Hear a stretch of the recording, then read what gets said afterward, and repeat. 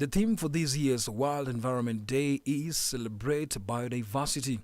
It is an apt reminder that human beings are part of the global ecosystem and cannot survive in isolation. The ban on single-use plastic bottles is seen by environmentalists as a step in the right direction. Nick Mudimba, CGTN. To discuss this further, we are joined by Barack Odhuno, the COO of Aquavita East Africa, and he's also a strong advocate for climate change and SDG action. Thank you so much for joining us, Barack.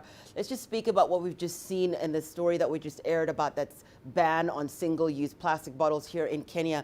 How significant do you take this measure? Thanks for having me.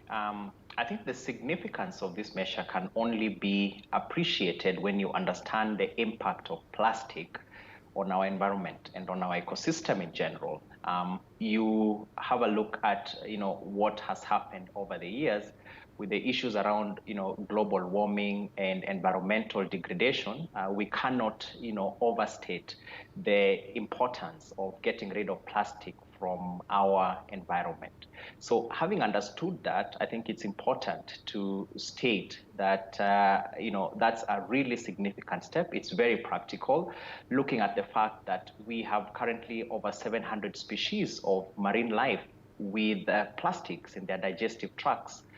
We currently produce globally more than 7 billion tons of plastic, and this really has a negative impact on the environment. Kenya is signatories to the Paris Accord, where it has got a national determined contribution of reducing carbon emissions by 30%. So this step is significant and is very practical.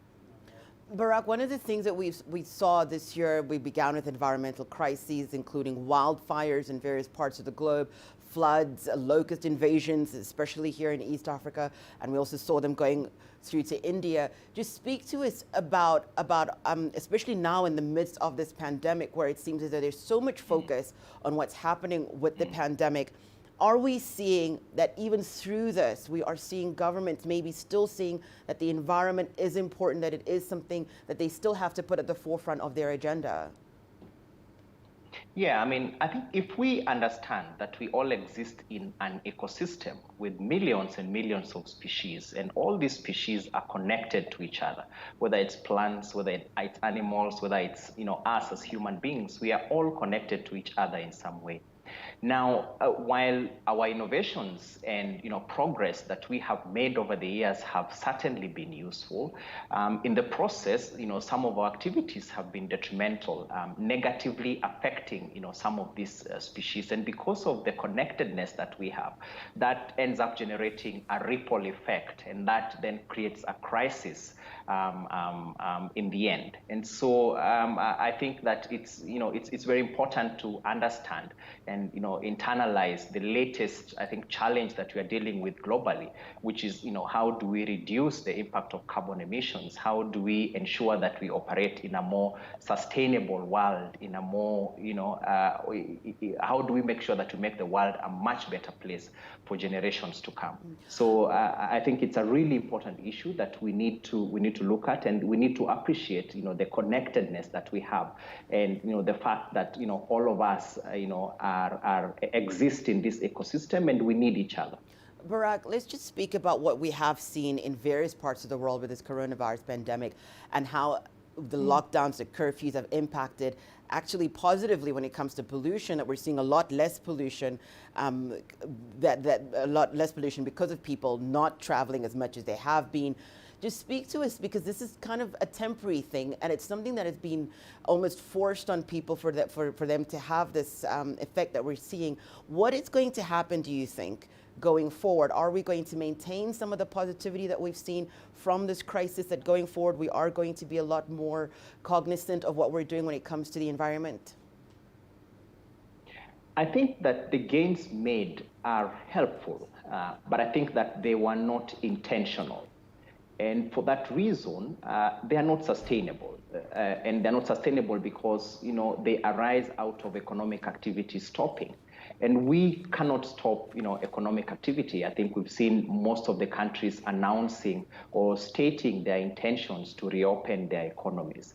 And so to that extent, what is more important is for all of us to appreciate and recognize that the need to protect our environment, the need to fight against climate change and protect the ecosystems that we live in has now developed into a responsibility that all of us must carry, and we must carry it through to be successful. And so it will be important that, governments, the private sector, and all stakeholders, participate in the implementation of plans such as the, National Climate Change Action Plan that was recently, launched in Kenya. Actions, to do with innovations in renewable energy. Actions to do with action against climate change and reducing carbon emissions.